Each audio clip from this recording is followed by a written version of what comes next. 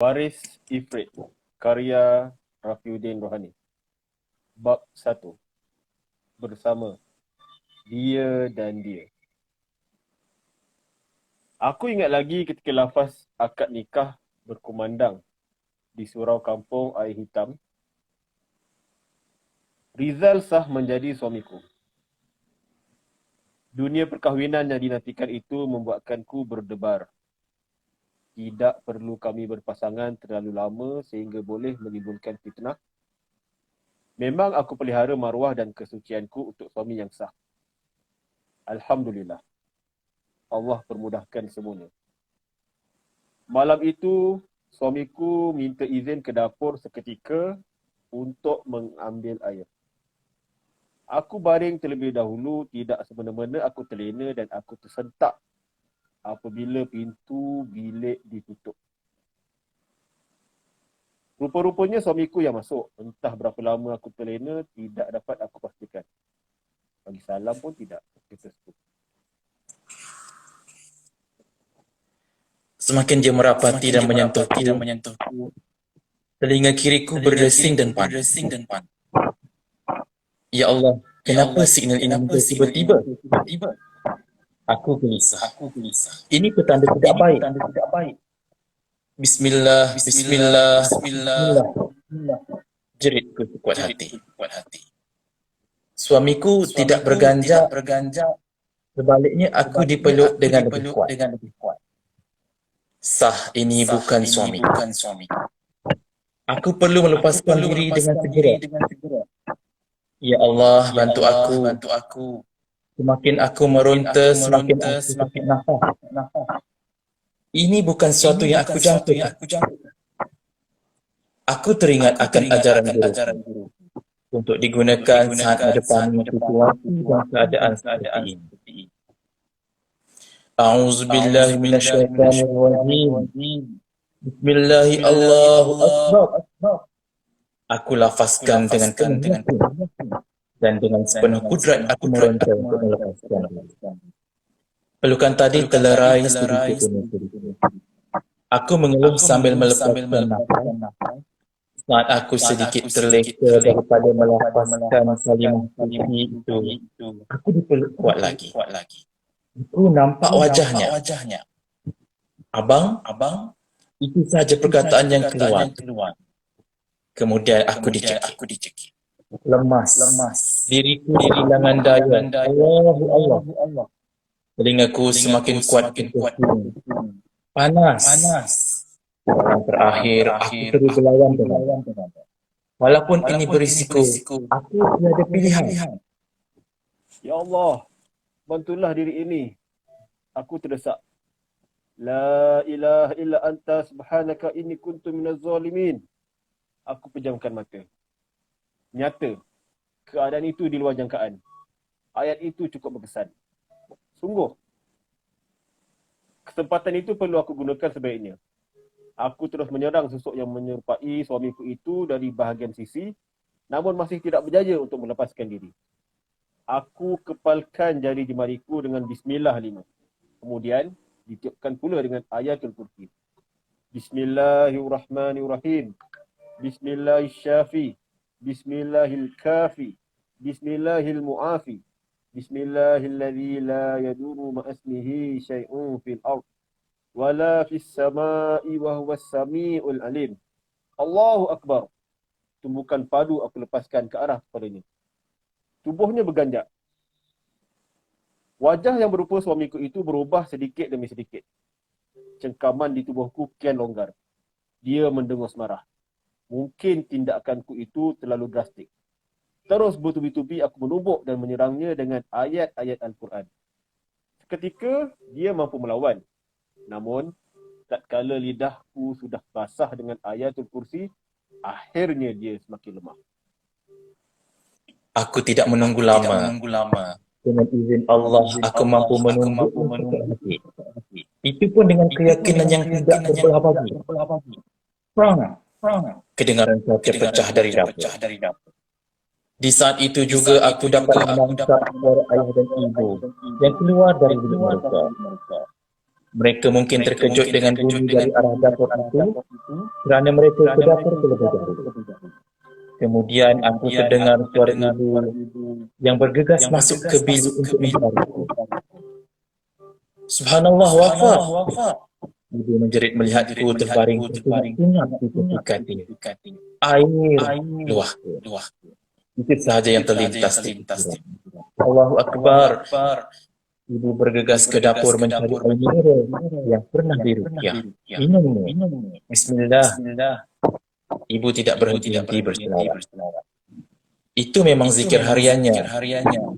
Apa jua yang berlaku, selawat ke atas baginda sallallahu alaihi wasallam akan dilafazkan selagi mampu. Aku keletihan. Apa dah jadi? Wafa okey? Ibu pula risau. InsyaAllah ibu, perlahan suara. Aku dipapa ibu bangun dan duduk di kasut. Aplikasi YouTube aku buka untuk mendengar ayat-ayat Al-Quran. Ini sesuatu yang di luar jangkaan aku. Pengalaman ini sangat menggerunkan. Astagfirullah. Lafazku. Cuba cerita dekat ibu. Perlahan ibu mujukku. Macam dekat sekolah dulu. Tapi ini lagi teruk. Balasku. Teruk macam mana? Tajam mata ibu merenungku. Rupa dia, aku berbisik di telinga ibu tetapi tidak aku ceritakan wajah makhluk itu pada ibu. Kedengaran suara ayah dan suamiku mendekati. Namun begitu tidak dapat pula aku dengar butir bicaranya. Apabila ayah masuk ke bilik bersama suamiku, ayah menerangkan bahawa dia membantu suamiku di dapur saat melihat tangan menantunya itu berdarah. Dek terkena serpihan cawan kaca yang pecah. Suamiku menjelaskan bahawa dia gelap mata. Lalu cawan itu terjatuh. Ketika ingin mengutipnya, kaca terkena pada jari. Aku terus meneguk air sehingga habis sambil mengerling ke arah ayah. Ternyata diriku masih keletihan hingga tak dapat menangkap butir bicara antara ayah dengan suamiku, Rizal. Entah apa yang dibincangkan dengan Rizal. Adakah ayah sedang bercerita kisah diriku sewaktu zaman persekolahan dulu? Aku pecinta silat. 7 tahun aku mencari guru yang serasi denganku. Akhirnya aku temui seorang guru. Panggilannya Tok Aib. Aku sebenarnya mencari identiti diri kerana ada rasa tidak tenteram dalam diriku. Rasa sebegitu timbul apabila signal yang aku perolehi itu cukup mengganggu kehidupanku. Nampak sahaja diriku seperti insan lain, namun hakikatnya berbeza. Hingga aku ceritakan kepada kawan-kawan, mesti jadi bahan ejekan. Akhirnya, aku sekadar berdiam sendiri. Ketika di tingkatan 2, aku mula berkecimpung dalam dunia persilatan. Aku belajar silat di gelanggang sekolah dan juga belajar di gelanggang luar. Ketika inilah aku menyadari sesuatu. Telingaku akan memberikan signal yang khusus tentang keadaan sekeliling. Jika telinga kiriku berdesing, bermaksud sesuatu yang bukan dari dunia manusia. Manakala telinga kanan berdesing, bermaksud sebaliknya. Pada ketika aku mula mempelajari jurus, aku mendapati gelanggang bukanlah medan tempur untuk kami sahaja. Malah makhluk lain juga. Latihan memang kerap dilakukan di tempat terbuka, seperti padang sekolah. Sebab itu, sebelum gelanggang dibuka, pelbagai surah akan dibaca bagi memastikan gelanggang itu bebas daripada gangguan. Berbetulan. Pada suatu hari, Cikgu Hashim datang lewat. Motor yang dibawanya rosak di tengah perjalanan. Sebahagian daripada ahli persilatan telah memulakan latihan tanpa membuka gelanggang. Kata mereka tidak mengapa. Namun telinga kiriku memberikan respon berbeza. Panas dan berdesing. Kebiasaanku membawa sehelai kain batik ketika turun ke gelanggang. Ketika letih, akan aku hamparkan kain batik itu untuk dijadikan alas baring. Sambil itu aku melihat bintang-bintang di langit. Namun pada hari itu, aku menutup mata. Apa yang kelihatan adalah makhluk bertanduk yang sedang cuba mengganggu langkah silat kawan-kawanku apabila mereka tidak membuka gelanggang terlebih dahulu. Lantas aku menyuruh kawan-kawanku itu berhenti daripada meneruskan latihan, dan sejak itu, apabila telingaku memberi signal, aku panik. Semasa di tingkatan 4 pula, ada seorang sahabat lelaki ini meminta bantuan aku kerana dia telah diganggu. Masih segar dalam ingatanku saat itu jam menunjukkan pukul 10.30 malam. Waktu prep hampir tamat. Namun, rayuan Akmal tidak dapat aku tolak. Ini perkara yang cukup membimbangkan jika tidak diselesaikan dengan sempurna. Kami berkumpul di sebuah kelas tingkat 3. Aku, Karim, Mira dan Akmal. Sebenarnya masing-masing tidak tahu tujuan asal pertemuan ini. Aku pun tahu sedikit saja, iaitu untuk membantu Akmal mengurangkan kesakitan yang sedang dialami. Tapi butiran lain tidak pula aku ketahui. Akmal, apa yang berlaku sebenarnya? Aku memulakan bicara. Kenapa kau panggil Karim dan Mira? Sebab aku percaya. Jawab Ringkas. Akmal mula menceritakan kisahnya yang sedang kesusahan. Ada makhluk yang mengganggunya pada setiap malam. Dalam dimensi dunia mimpi, ketika mereka bertemu, pertengkaran akan berlaku. Aku dah tak mampu dengus Akmal. Habis, kenapa panggil kami? Mira bertanya. Itu kau tanya Wafa. Jawab Akmal.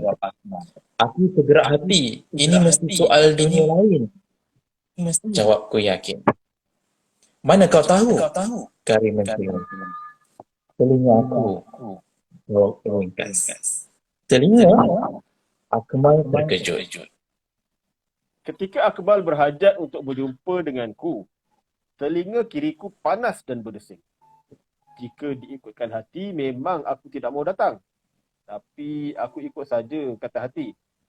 Benar, hadir tanpa tahu perkara sebenar adalah sesuatu yang cukup bahaya.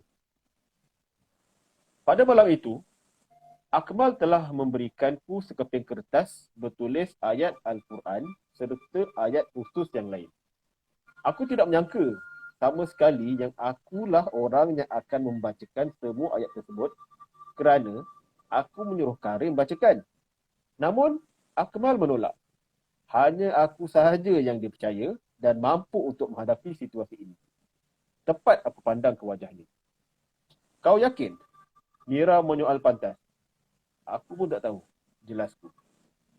Ini kerja gila. Aku nak balik. Marah. Dia cuba untuk keluar dari bilik itu. Namun, aku memujuknya. Aku tidak minta Karim dan Mira membantuku untuk membaca ayat-ayat di atas kertas itu. Apa yang aku mahu adalah untuk mereka bersedia sekiranya berlaku sebarang masalah semasa proses ini sedang dijalankan. Ini adalah pengalaman pertamaku. Jelas, risauan di wajah Mira. Ini sememangnya tindakan berisiko tinggi. Rupa-rupanya selama ini, keberanian Akmal untuk belajar bersendirian sehingga larut malam, berani berjalan dalam gelap tanpa keraguan, ada sebabnya. Dia ada pendamping. Aku yakin kau tak akan terkena tumpuan. Akmal bersuara. Aku sekadar menjeling Mira. Tiada respons. Kemudian, aku mengelung ke arah Karim. Dia hanya menggiling. Sekali lagi aku merenung Akmal. Tampak wajahnya yang sangat berharap. Allah. Kapur diambil dari kancah keempat dilukiskan. Mira dan Karim di luar kotak. Aku duduk bersila di sisi Akmal. Kemudian aku membaca ayat itu satu persatu. Ya, semuanya dalam bahasa Arab. Namun pada dua perenggan terakhir ia ditulis dalam bahasa Melayu. Kembalilah engkau ke tempat asalmu. Tiada hasrat tuanmu ini. Tinggalkan badan dengan badan. Tiada perlu mengungkit sisa. Berpisah engkau dari jasad anak Adam. Aku akan membuangnya. Allahu Akbar. Sungguh aku tidak sangka itu adalah rangkap terakhir. Wafa. Mira bersuara lantang. Ya Allah, aku tak perasan. Aku hanya mampu menutup wajahku dengan dua tapak tangan. Mal, bangun. Karim tiba-tiba mendekati Akmal yang masih tidak membuka mata. Tiba-tiba sahaja kedengaran bunyi batuk dari luar bilik. Kami saling berpandangan. Bunyi itu jelas dari luar tingkap. Paksa Amal bangun. Aku menjerit. Karim tidak menunggu lama. Dia membacakan ayat-ayat Al-Quran di ubun-ubun Akmal, kemudian mengusapnya ke seluruh anggota badan. Masih tidak berjaya. Akmal seakan tidak bernafas. Karim membuat CPR di dada Akmal. Jika dia tidak bernafas, bagaimana aku hendak menjawab dengan cikgu? Allahu Allah. Mira, telinga aku ni berdesir kuat, ujarku. Kau nak buat apa? Soalnya. Aku berbisik kepada Mira. Kau hilang akal? Mukanya berkerut. Tidak menunggu lama, aku buka jurus persilatan. Dimensi itu dapat kulihat. Ya, ada makhluk di luar. Mukanya bengis. Pantas aku membacakan 3 kul dan ayatul kursi. Tidak aku sangka. Pergerakan itu dibantu oleh sesuatu dari belakang. Namun, aku takut untuk melihatnya. Allahu Akbar. Akmal bingkas tangan. Semenjak dari kejadian itu, Akmal menjadi lebih penjam. Sebelum ini, keberaniannya adalah daripada pembantunya itu. Sekarang tidak lagi. Pada malam selepas membantu Akmal, aku didatangi seekor hitam yang besar. Allah, aku dimarahi semahu-mahu. Salahkah aku? Ya, Alhamdulillah. Selesai kita punya bab 1 bersama dia dan dia. Untuk buku Waris Ifrit, sesi baca buku seram mistik minggu pertama. Jadi untuk sambungannya, Hilang bab 2, Separah Sedar. Minggu depan boleh tuan, insyaAllah. InsyaAllah minggu depan kita akan masuk.